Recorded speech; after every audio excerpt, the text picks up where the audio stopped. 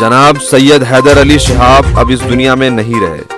Cancer की तवील अलालत के बाद आज 74 साल की उम्र में उनका इंतकाल हो गया।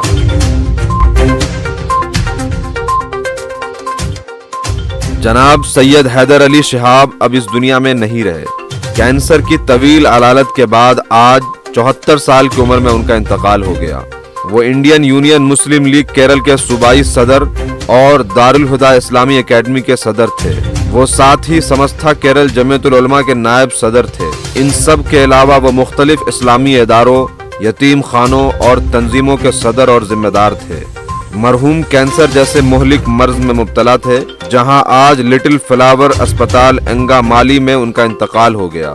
उनके इंतकाल की खबर से अहले दानिश और उलमा के हल्के में काफ़ी मायूसी है।